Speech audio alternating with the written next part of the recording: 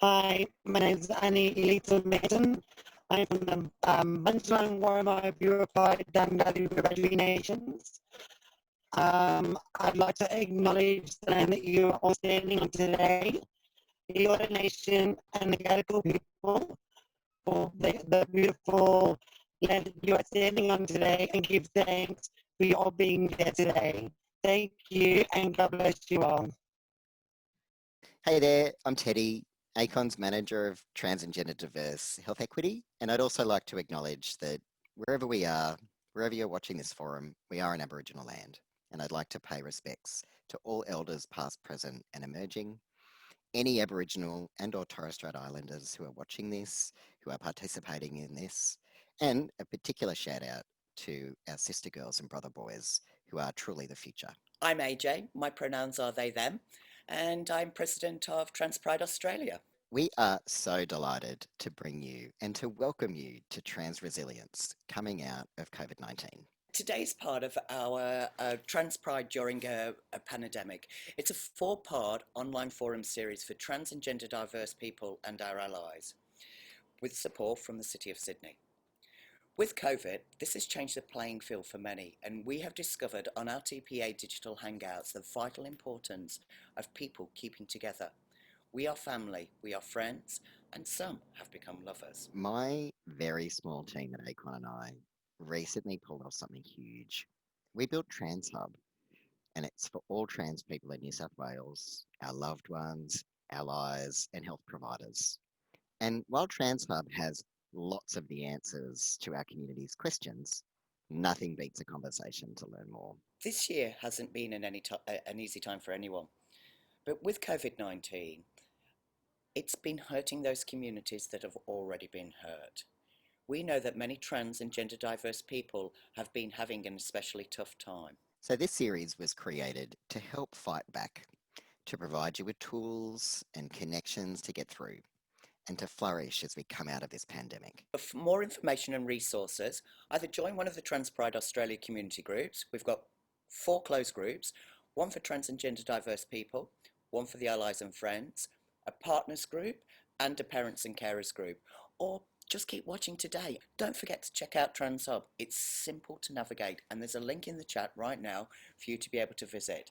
How easy can that be? With those formalities out of the way, let's pass the mic to Liz Duck-Chong, who will be moderating today's panel. It's so good to have you here. It helps if I unmute my mic, the catchphrase of 2020, seriously. Welcome everybody to Trans Pride in a Pandemic. This is the first forum we have in this series, Trans Resilience coming out of COVID-19, and we have such an amazing panel of people joining us tonight. Before we do, I just have a couple of little housekeeping things for you. The first one is we have a live closed caption system on. If you go down to the bottom of your Zoom window, there's a little closed caption button and you can click show subtitle or view full transcript, and that will be updating automatically as we go throughout the night. So that's automatically generated. By next week, we're going to have that verified by some people to make sure that it's totally correct, but I reckon that's pretty good for this evening. And the second thing is just, what is the second thing? I don't know. I think that's it for the housekeeping tonight. I think that's it. If you go to the top of the Zoom window, if you're not familiar before, there's speaker view and there's a grid view or whatever it's called, a gallery view. And so there's 2 different ways to kind of view tonight's discussion. And it's a really great way to kind of figure out how you want to watch what's going to happen. You can either focus just on who's speaking, or you can watch us all together like a little bit of a queer health Brady Bunch. So totally up to you, and we're just so excited to be here this evening. So I'm going to introduce our amazing panel to begin with. First up, we have Dan. Dan is an accredited mental health social worker with 9+ years of experience working in clinical and community settings in Warrang, New York City. They have specialist experience working with LGBTQIA plus young people, dynamics of power and control, complex trauma and homelessness. And Dan is passionate about centering anti-oppressive practice principles in their practice, including social and racial justice, intersectionality, self-determination, transformative justice and decolonization, which is awesome. Their lived experience as a non-binary, polycultural person of color gives them a nuanced understanding of the complex ways in which systems of power and oppression can impact the well-being of folks who occupy diverse intersections of identity and lived experience. Welcome, Dan. Thank you so much for joining us. Next up, we have James Lyons, who is a holistic nutritionist who specializes in trans and non-binary health and nutrition in addiction and recovery. James holds a Bachelor of Health Science in Nutritional Medicine and works as a consulting nutritionist and science writer, and is passionate about food as medicine. Thank you for joining us tonight, James. You're so welcome. Happy to be here. Third up, we have Panda Chang, who is more than their work. Their productivity does not define them. They are passionate about the process of decolonizing our brains and rewriting our futures.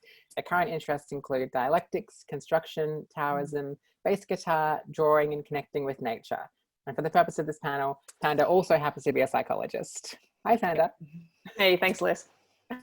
And last but not least, we have Mcgee, who is a remedial massage therapist, athlete, and queer cis woman based in Morang, Sydney. She works from a trauma-informed, queer and trans-literate, body-neutral and non-judgmental perspective.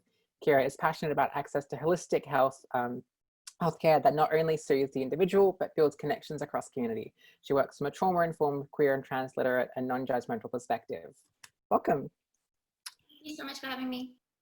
So we have this amazing panel, and I would not be doing my job if I didn't ask them a whole bunch of questions. So that's what we're going to immediately get into. We've got some questions that we've kind of come up with together, and we've also got some audience questions that we're going to try to get to as well that you've suggested while booking kind of your tickets for this evening. So I reckon we just get straight into it. So I'm going to get all of our amazing participants to unmute their mics and start off with, I guess, the first big question of the subject of trans resilience, which is, you know, resilience gets thrown around a bit as a bit of a buzzword or a thing that everyone's like supposed to have at the moment, whatever that means. But what does resilience actually mean in the real world, and especially during a pandemic like at the moment? I'm going to throw it to you, Panda, first. Oh, thanks. I think we can't have a conversation about resilience without acknowledging structural inequalities. And so, because resilience generally means being able to bounce back against adversity, but there are some parts of our communities that experience more adversity than others, not because of anything to do with them as individuals or communities, but because of the structures that we have to, I guess, exist within. So from a psychological perspective, resilience kind of looks specifically at, you know, ways that the individual, I would add on to it also communities, can, bounce back or move through, not in terms of not struggling, but because everybody's going to struggle when hard stuff happens, but that you can move through hard shit that happens in your life. Completely. James, do you have a perspective on this as well? Yeah, I completely agree with what Panda said, that the structural issues that we're facing are huge and that we do need to acknowledge those. Looking within the body about what is a resilient body, you know, we often think about resilience as being able to resist or move through sickness or illness or stress. And a lot of the time we think of words like strength or perseverance, and they're very rigid, contracting ideas. But a resilient body is actually one that's very adaptable. So on a biochemical level, we want to be as adaptable as possible, which is really hard when things are really, really rough. And we tend to want to cling to what we can control and resist that we can't change. But yeah, that's my word for it, flexibility and adaptability. Totally, I love that. Kira, how about you? What does resilience mean at the moment? I struggle with this a lot, with like dialogue around like COVID being this separate time to like the real world, when like echoing, you know, things that Panda and James have already said about structural inequalities and things like this. Like a lot of people have been living in circumstances that COVID have made prominent for their whole lives.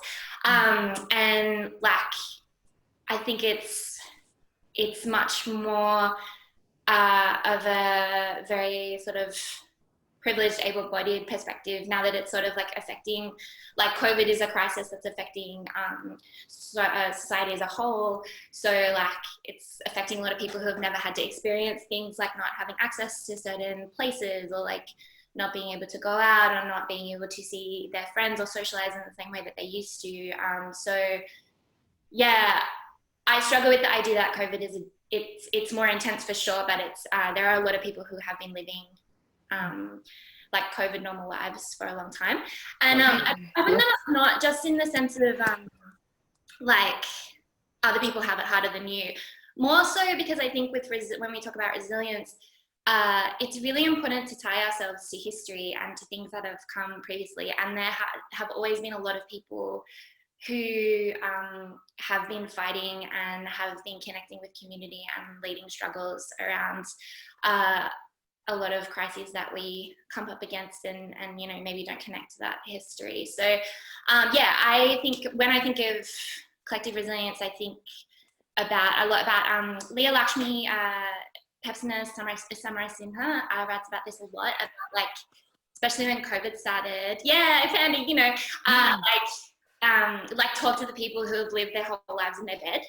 like, because they're the ones that will be able to help us navigate isolation and COVID. And yeah, I just think that there's so much in there that really, like, leaning into the resilience of people that have come before us, I think. Yeah. Completely. Dan, how about you? Anything else to...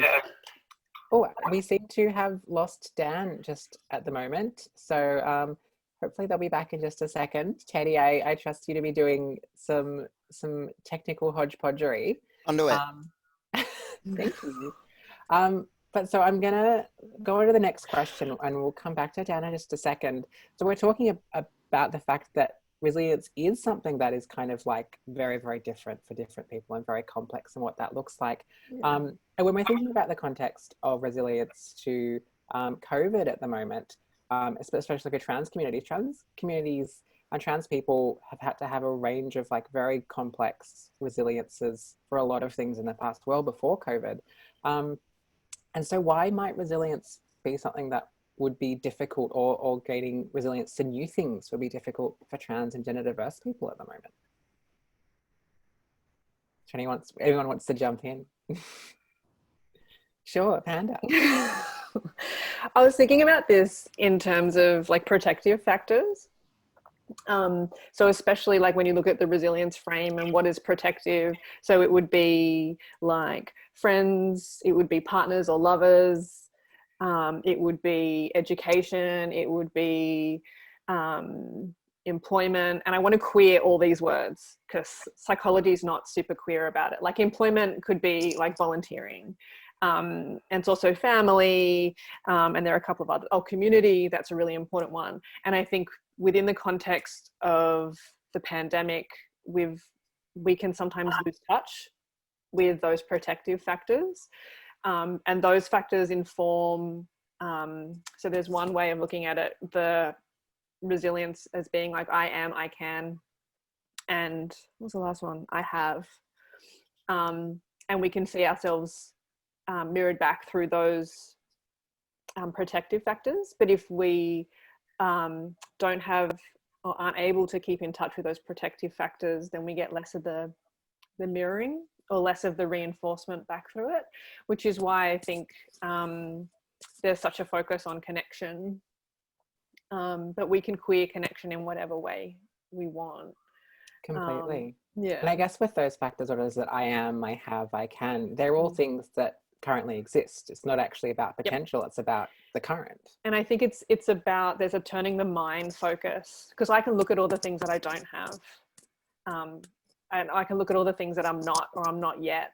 And so there's a this is a cognitive way of looking at it, to like turn your mind and refocus or reframe on what is there. Even if it's something little, it's still important. So like I have a beautiful dog. Like I have a really good friend who I can talk to if I need. Call out to Amy Harper. Like and things like in terms of I am creative, but we have to search for the things that like the I am statements. And I think sometimes it's like active work to call into those spots, because we don't naturally do it at times because we're quite hard on ourselves. Completely. James and Kira, how about you? Do you have a sense of other reasons or additional reasons why resilience is difficult at the moment for trans and gender diverse people, but for anyone who suffers kind of, I guess, systemic or structural inequality? I'll go. Sure. So trans and gender diverse people already experience nutritional deficiencies and food access issues more than our cis counterparts, which basically means that if we're facing times of stress, I'm not just talking about like the risk of COVID, but the stressful situation that we're in right now that we're trying to be resilient against, we might not necessarily have all of the ingredients that we need to like biochemically face that kind of challenge. So yeah, things like food access, like experiencing dysphoria going out in public is a big thing for a lot of people. Issues around eating regularly, body stuff can really be exacerbated during times of stress and times when food is such a big topic as well. Totally. Like, you know, everyone's talking about what they're baking, what they're making. It's a real like thing right now. And that can also be really challenging for people who are trans and gender diverse just in general. So that's one part. I think that having the nutritional access already difficult has been made far worse for a lot of people. And one last thing on that I'll come back to later as well is access to the outdoors as well. That being challenged and reduced is really difficult for trans people, again, already because body dysmorphia stuff. But vitamin D is a really, really key nutrient for stress hormones, but also the immune system. And it's kind of our number one resilient fighter against all of the things that we're facing right now. So, yeah. Well, I'm excited to get into a little bit later some of the ways that we can address some of these issues. I'm so excited by that. Dan, welcome back. I'm sorry you dropped out for a moment, but so glad to have you back here. We've just been asking why resilience might be a difficult thing for trans and gender diverse people at the moment, but in general.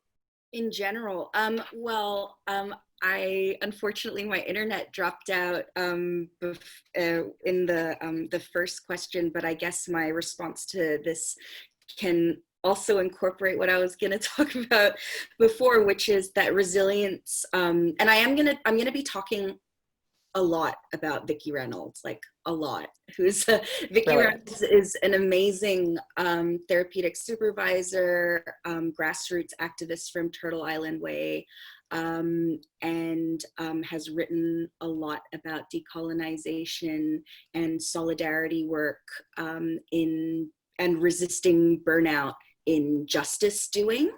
And in Vicki's words, resilience can mean resisting burnout.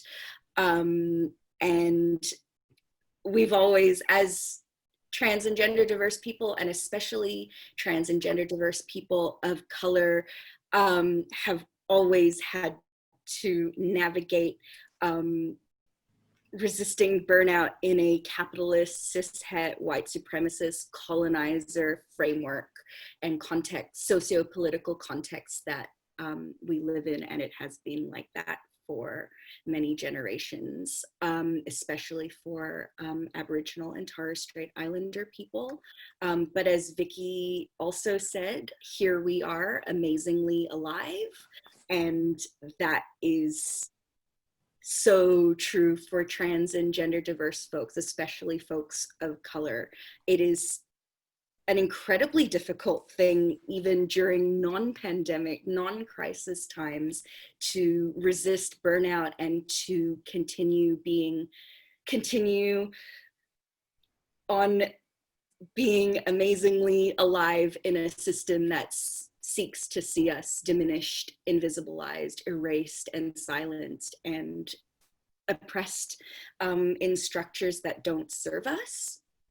And so also why it might be an additionally difficult thing for anyone who suffers systemic or structural inequity is that when we live in a heteronormative, cis-sexist, racist, colonized system, we are more likely to experience trauma, historic, intergenerational, foundational invalidation and oppression, dispossession and disempowerment. So to expect us to fulfill the capitalist kind of norm of resilient, meaning often equaling productivity, is Totally a wild notion.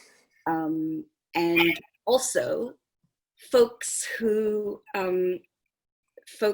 marginalized, transgender, diverse, folks of color, we are also taught it's built into the systems, the educational system, the medical, legal, justice, criminal, whatever system.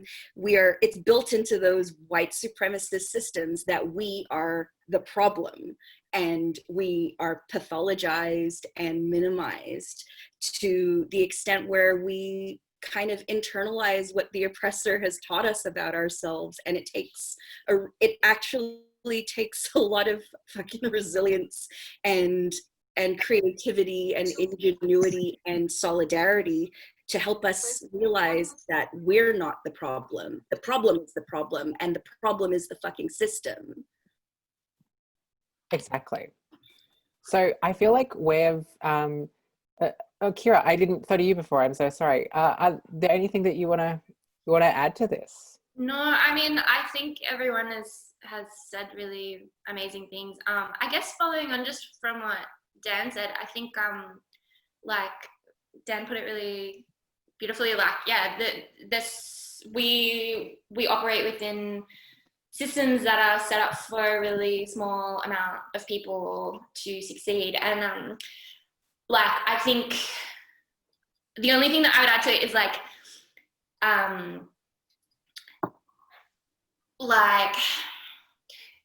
people don't live in one identity. So like being trans or gender diverse, being disabled, being like, you know, we often talk about people as if like groups of people in one identity, and we're just not. Like, we're many different things. So if we like think about this particular moment in time, all of those structures like are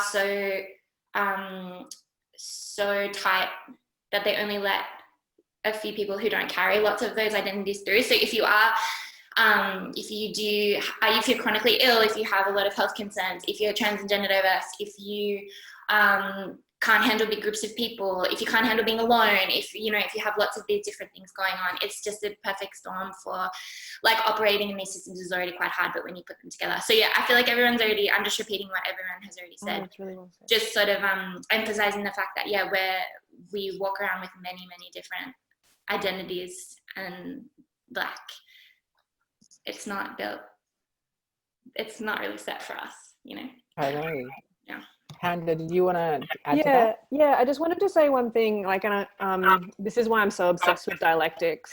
If people want to look it up later, it's a theoretical thing, but we can apply it to like practical stuff. So for me, like, the reality of the system is one thing, and a big and, so not a but, it's an and, so they both exist side by side, and we have to somehow not survive but thrive in it. And I think that's where a lot of grief kind of happens, because it's, well, why do I have to do all this additional work to be able to sometimes just survive, but then more so, like, you know, thriving is an existence. So like, sorry, surviving isn't an existence, like thriving is where we want to be. And so like, maybe like what did I want to say about it? More just that like the system is as it is and we're doing what we can to pull it apart. And at the same time, there's things that we can do both individually and as a community to make it a thriving space for us, even as messed up as the system is. Yeah. Hope. Can I add one more thing to that as well? Yeah. Completely. Like and I guess that's kind of where I want to lead. Yeah. I was just gonna say that like me and Panda have talked about this before. That's why I have a little bit of attitude about it, because it makes me annoyed whenever we talk about it. Not at you, just at the world. Like just the division of labor around getting us to a point where we get to strive. Like part of the thing of like resilience being difficult right now is that a lot of people that are doing the work are trying to also be in the same moment. You know, like it's the labor is quite often put on the people who are like under the thumb the most, and that's not fair. So it makes sense that our like, and I keep saying our, and I feel like it's important to make a distinction. Then I'm here in an ally capacity, but like as a cisgender queer woman in a community where I have a lot of trans and gender diverse people that I cherish a lot, that I consider my community, like it's unfair to both put the labor like on that community and expect you to be able to like hold everyone together and be perfect all the time, because it's not realistic and it's not fair. Completely. So I guess we've spent around kind of 20 minutes talking about some of the, which is great, some of the problems and some of the difficulties that lead us to being able to find resilience and find community. And I want to use the rest of this session to talk about some of the things we can do that maybe aren't like, you know, clear-cut solutions, but that can help and that can kind of give us a pathway to being able to be better at it as individuals and as communities. And we talked a little bit when we caught up earlier in the week around kind of the role that professional groups have in actually helping provide some of these resources and some of these tools. And before we get into some of the things that we can just go home and do right away, I guess I wanted to give people a chance to, let us know what are some of the things that you can actually go and do in terms of like talking with professionals. If anyone wants to throw their hand up and start. I'll start. Really base level, I think that getting hooked into a GP or just basically any healthcare provider who's in the system that is supportive of trans people and gender diverse people can make a world of difference. And that can be easier said than done, absolutely. But in terms of priorities, I would rate that pretty high, because the rest of whatever else you need is going to be a lot easier if you've got that one point of contact who can sort of refer you to other people who aren't transphobic.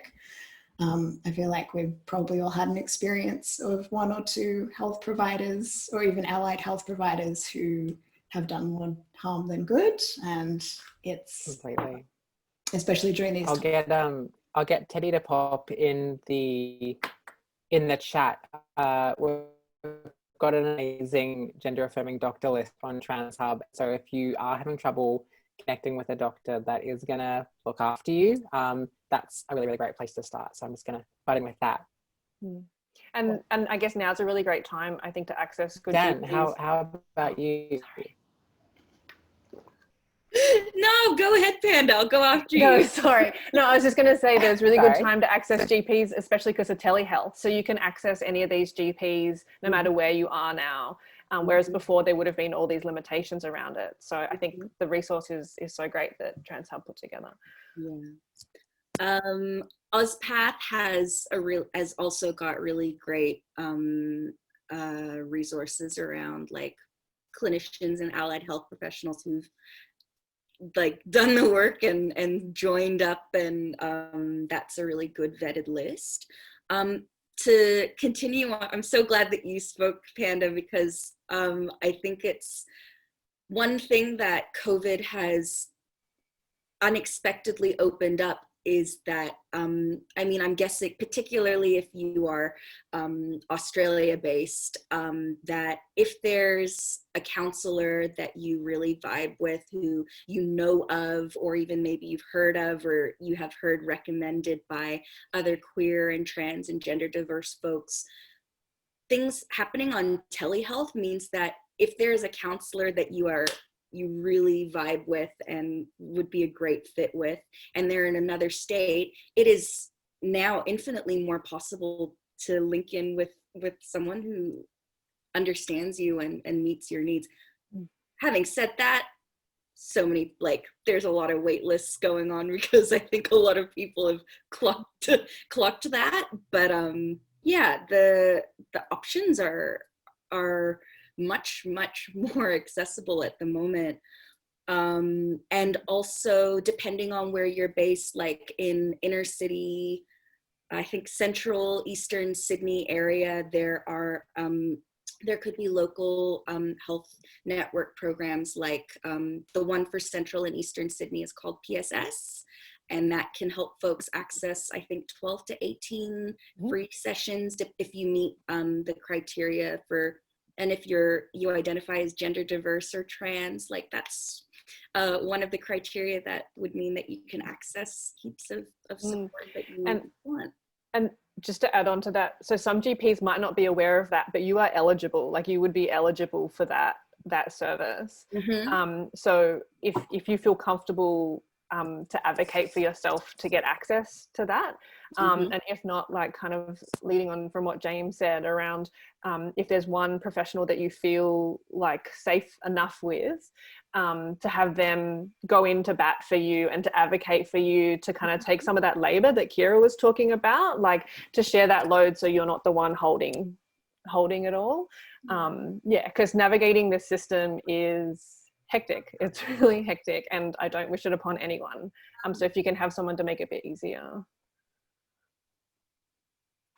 Completely. Kira, did you have anything you wanted to add to kind of, I guess, the pool of professionals that we might be able to access for support at the moment? I wish I did. I don't really. You, Kira. Yes, my number is. Like, I don't know. Like, I'm very like, I'm on the body work end of the spectrum, which I feel we live in this weird place where like we're both included in like conventional like Western medicine treatment plans, but we're also not really legitimized enough to have any sort of like subsidies or anything around that. And I've like, it's really tricky. I think one upside of the current moment is that a lot of people are doing a lot of online offerings around movement therapies. So like a lot of physios, osteos, different practitioners in that vein are still offering, like they're continuing to offer telehealth. It's not telehealth, but it's like Zoom-based consultations. I don't know. So like if you go to your GP and you can get a mental health care plan, which gives you like the 10 sessions or whatever, there's something very similar. I can't quite remember the name of it. Is it EPC? The Enhanced Primary Care Plan? Yeah, I think so. Yeah. So it gives you 5 subsidized sessions for practitioners such as, physios, exercise physiologists, osteos. I don't know how that transfers with online sessions, so that would be a thing to ask, but it will give you a reduced rate for your consultation. So that's a good thing to grab from your GP. A lot of GPs aren't very knowledgeable about it, and a lot of them don't offer it straight out to you. James, are you covered by that? Is that a nutritionist thing as well? No. Oh. They do cover dietitians, Okay. which is similar, a bit different, a little less holistic sometimes, but there are some holistic dietitians. I don't know. Yeah. So, oh yeah. Just to kind of continue, like to, I guess, advocate for body work and body-based therapies. Like something else that we understand about trauma history and historic trauma is that our bodies remember it. There's an amazing book by Bessel van der Kolk called The Body Keeps the Score. Also, as for trans and gender diverse folks and folks of color, often we're taught that ours are not worthy bodies, bodies that are worthy of care and nurturing and nourishment and touch, gentle, kind, intentional touch and consent. Yeah, I believe really strongly that body work and body-based therapies that where appropriate, that it can be incredibly healing and restorative, and it's so important. Oh, me too.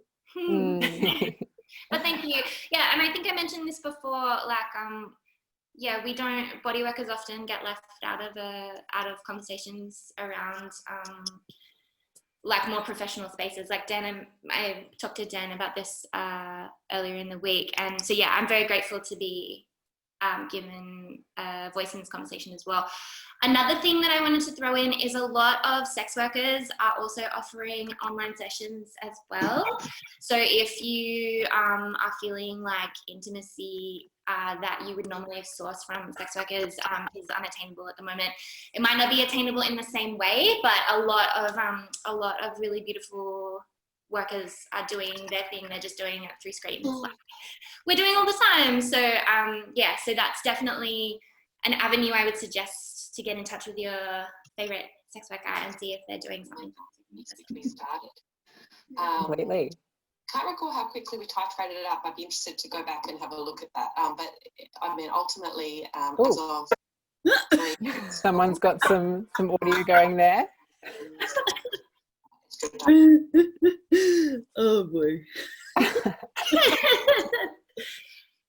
So we've been talking a lot about, I guess, the professional end of practice. And I'm really interested, I guess, in what are some of the things that we can do ourselves? If all the people watching at home, you know, you can't log off this tonight and call up your therapist, but there are things that we actually can do in our own homes, in our own spaces, with our own time. And I want to talk about what some of those might be, things that we can be aware of, that we can do, that we can be conscious of. Kira, I'm going to throw back to you straight off. What are some of the ways that we can be keeping attentive about ourselves and our bodies, and kind of keeping resilient with the self? I find this conversation difficult because often it's very fraught with like self-care directives, you know, have a bubble bath and, you know, have a sit down, which those things are very wonderful, and anything that brings you joy and brings you presence in your body, I think is really, really important. But it's obviously not limited to things like that. So yeah, again, I'm very body centered. So for me, I think the key is less about here are 5 things you can do, and more about, do you know the things that bring you to where you want to be? So like, do you know the things that make you feel present in your body? Do you know where your body is in space? Do you know how to talk to yourself in a way that's body-based and not verbal? And that's really, really hard, and it's really scary, and it's really confronting, especially if you spend a lot of time in your own brain. So it's a very slow process. It can be very hard, especially in a time where we don't feel particularly as resilient as we might at other times. It might not be something that you can take on fully in this moment, and that's totally fine. But like, a few key things that might be a good way to wade into that a little bit that I find helpful for myself. So paying attention to your breath, paying attention to you don't necessarily have to do anything to change it, but just paying attention to where it is. I'm really sorry. Can you hear my cat whining? He wants It's so cute. Yes. I just moved into a new house and he's really angry about it. So, yeah. So like where is that? That is something that is easy to find. You know. Also, if you're feeling pain, where is it living? Is it living in your neck and shoulders? Maybe that's because your body is always in a particular spot. Is that because you're hiding yourself away? Is that because you're maybe doing a lot of repetitive activity that your body doesn't like? Oh my God. So like, yeah, like I guess my main directives would be like, have a chat with yourself about how to bring yourself to where you want to be, because it looks really different for everyone. Yeah. And I'm muting myself now. No. James, I'm going to throw to you next. You teased earlier some ways that we can be keeping attentive about ourselves and our bodies and our eating. What are some of the things that we can do? I'm super curious. Right. So bouncing off what Kira was saying in terms of really paying attention to the body also ties into what you're eating, how you're eating, etc. I brought this up when we all met earlier this week and it went down a treat, so I'm going to hit you with it again. When you're in the bathroom, that's a great time to practice mindfulness. Absolutely. So this is the nutritionist in me, but paying attention to our bowel motions and how they fluctuate over a week can give you a lot of information about how stressed you are or how not stressed you are. So if there are any changes, track them. You don't have to be neurotic about it. Just pay a bit of attention. But even using that, 30 seconds to 5 minutes that you have in the bathroom to really be present is just nice. It's quiet in there. Don't take your phone. Great. The other stuff I would say, again, bouncing off that, is really having a think about what food is for you right now. And I'm seeing a lot of people wanting to go on like restrictive diets, the COVID cut and stuff. General advice, now is not the time. Now is the time to really focus on comfort. I would make a list of comfort foods that you can go to. Make a list of foods that can stimulate you if you're feeling really flat and you need to go out there and get on the grind and get in the capitalism game. And also foods that are your non-negotiables, and see how that fits. And by non-negotiables, I mean things that you either eat or don't eat due to ethics or allergies or things like that. Because, for example, comfort foods for me might be mac and cheese, but I'm a gluten-free vegan. So how can I make that work? That kind of thing. Finally, I'll make this really quick. Sorry, I've got so much advice. To help your resilience, the absolute best thing that you can do is keep your blood sugar levels stable across the day. The minute that spikes and drops, you can go to pieces so easily. And that's going to look different for everybody. I want to acknowledge that nobody's the same. But really, the baseline, easiest thing to do is to eat 3 meals a day at exactly the same time every day. And that can be really tricky. That can be very tricky for a lot of people. Do what you can do. Try and pack those meals full of fiber, bit of protein, you'll be fine. And as much vitamin D as you can get your GP to test it, supplement it if you have to. That's a wrap. That's amazing. Thank you. And I especially love the advice, which I think is like so holistically applicable for just keeping in touch with your own body, because they're all different. Like paying attention to where we sit, where our bodies sit, where our brains sit, like we're all reacting and responding in different ways. And I think especially for a lot of trans and gender diverse people who are maybe have been on hormones for a long time or experimenting with them for the first time or whatever it is, like sometimes our bodies are just a bit wavy, a bit zigzaggy in ways that we don't expect. So kind of just being conscious is a great way to kind of be like, oh, I was actually quite sad 2 weeks ago and 2 weeks before that. So maybe I'm just going to stock up on the foods that make me really happy. So in 2 weeks' time, I can get through it and things like that. Exactly. I think that a lot of self-forgiveness and just gentleness is my advice around diet right now. Like making big changes, probably not necessary at this time. Totally. I love that gentleness. I feel like that's going to be like the Keyword. resilient slogan that comes out of today, I hope.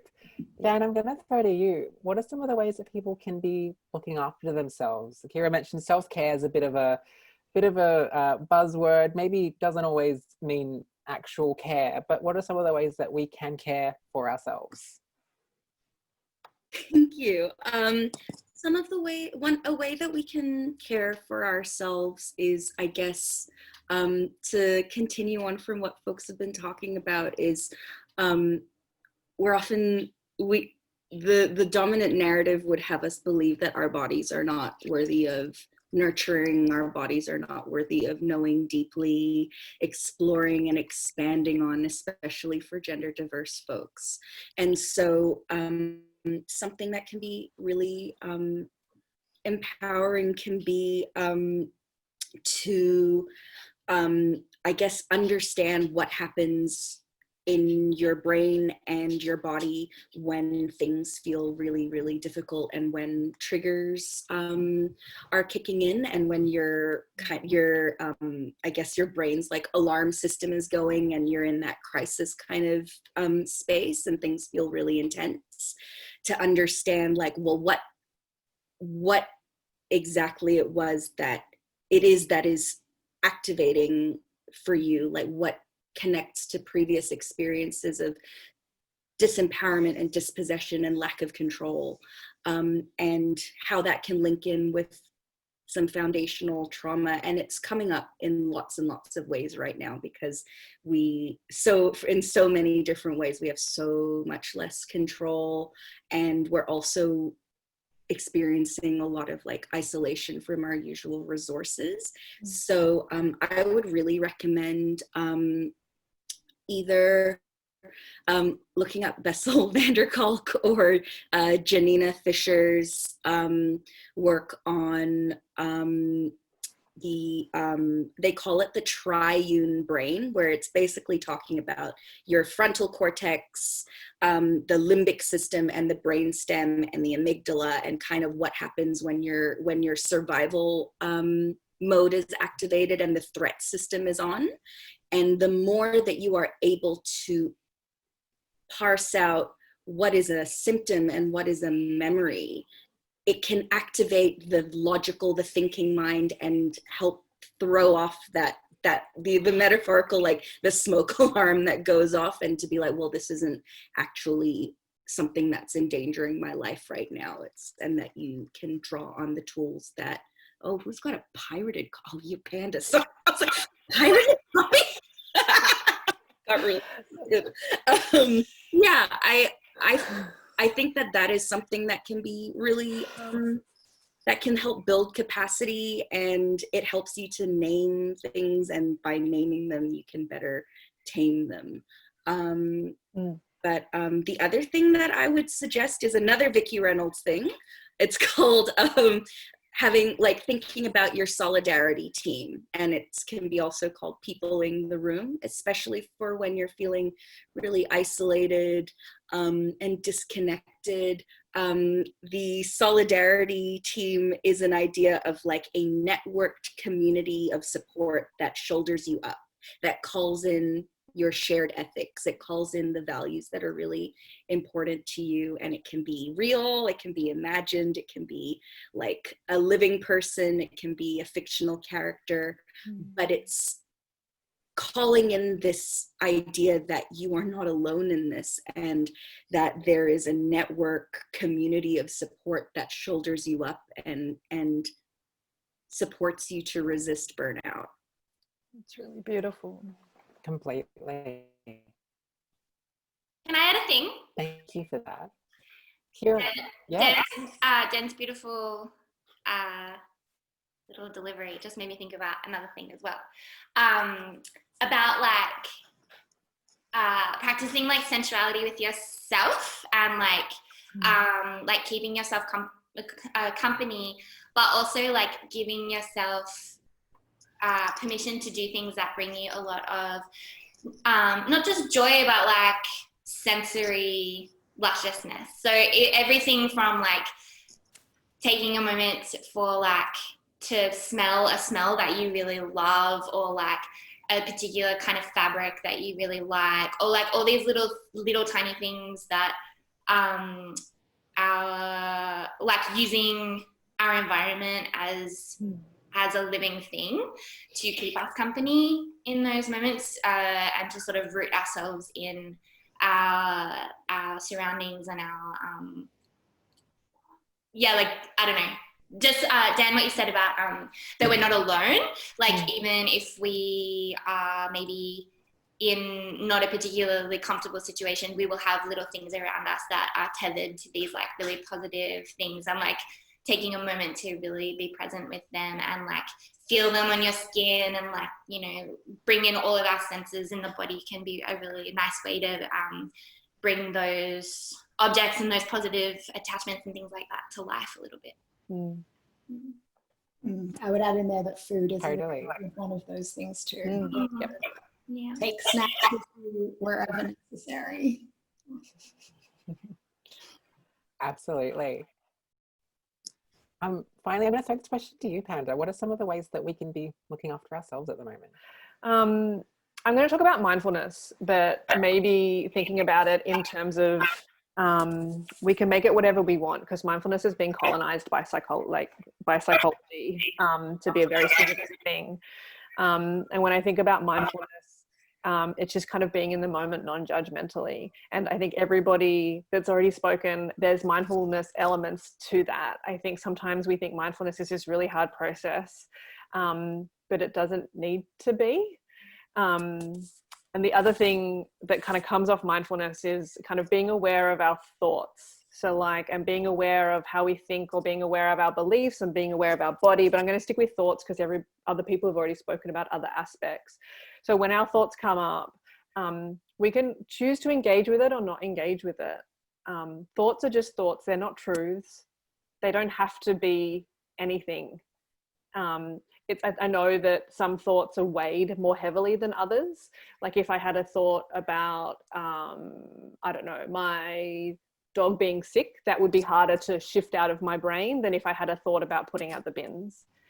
But they're still just thoughts. And I think we have agency, or we can train ourselves, maybe I'll say it is a bit differently. We can train ourselves to have more agency about letting thoughts go. And there's some really cool, Teddy's posted a bunch of stuff. There's some really cool stuff that you can do at home, like around training your thoughts, especially Russ Harris's like Leaves on a Stream and all the acceptance and commitment therapy stuff. And I think especially because maybe getting in to see a counsellor at the moment might be a bit of a wait. It doesn't mean that your journey has to end. Like you can still, the stuff that you do in counselling, it's not the hour that you have with your counsellor that makes any of the changes. It's all the stuff you do outside of it. So you could do that and save yourself a little bit of money, like, and start to do this now. But yeah, I think getting space from thoughts is really important. I think because if you're anything like me, I'm mostly here. I'm not in my body. I'm very rarely in my body. I'm mostly here. So disconnecting from that is really scary for me, because it's like, I think, therefore I am. That's bullshit. You just are. Yeah. So yeah, trying to get some space from some of those thoughts, or being aware even of what thought is helpful and not helpful, not good or bad, that's bullshit, but helpful or non-helpful for you in that particular moment or that particular context. Completely. Thank you so much. That basically closes out our session, close to right on the dot. Does anyone have any, one sentence final thoughts that they want to bring to this? No pressure, but just something to kind of bring everything together that you've been thinking about. I'm gonna like riff off what Dan was saying, because it was really beautiful. That like right now, I don't know how many people are in 74, like all of us are here together. And like when we think about that, like actually that there are 74 people all listening and kind of being attentive to the same thing, there's something really powerful about that. And there's resilience within that, because we're all in this thing together. And so to hold on to that aspect of it, the community aspect, because that's something that we can definitely grow and nourish. Yeah. Absolutely. If I can consolidate like a couple of last thoughts. Like what you're saying, Panda, and again, this is a Vicki Reynolds thing, this is a Sekna Hamoud Beckett thing, with solidarity work, more people, more better. We're all here, and we're, you know, and it speaks to an understanding that just, and just meaning justice and social justice, racial justice, decolonization justice, just ways of being are interconnected, and we are meant to do this work together. We can't do it. We can't do it alone, and the racist colonial system that we're in would have us be individualized, be pathologized, and be isolated and disconnected. And so engaging with the spirit of solidarity and collective ethics invites us to witness and connect and draw strength from the important work that we're all doing, and also helps us to envision and rewrite our what we want our futures to be. And then the last thing, I guess I'll just say it again because I really, really, really believe it, is that with mindfulness and with allowing yourself to know yourself, to connect with you, to nourish and nurture and understand who you are and your body as you change, the more you can parse out that you are not the problem is the problem. That's like radical love. Self-care even. Yeah. I can't believe we're going to end on self-care, but I think that's what we've come to. Even self-care, even owning it. Yeah. I'm going to round it up because we've hit 7 o'clock. Thank you all so much for being a part of this panel, and thank you to our amazing audience for being with us for this journey. It's difficult to hear everyone's applause, but I know that they're applauding for you all. I'm just going to quickly speak that the next panel is on the 24th of September. It's called Trans Rights, Protection and Justice, and it's sure to be a fantastic and interesting conversation about where next with trans rights, where are we, and what does it look like, where do we go? At the moment, I just had a quick look, and it looks like Trans Hub is actually down for maintenance at the moment, not due to us, due to Squarespace. And so just keep an eye out for that. It's probably going to be up in the morning, and so everything you'll need is there. But in the meanwhile, we might post to the Facebook post for this event, all of our links for like organizations and phone numbers and things like that you can call if you are feeling in a bit of distress, or if you are having a bit of a hard time after today's session. There's a whole bunch of organizations that you can call and get some support from, or web chat to, or anything like that. So check out the Facebook event and we'll make sure we post them there. But until next time, thank you so much to our amazing panel, and everyone take care, be kind to yourselves, and have a really, really lovely rest of your week. Bye.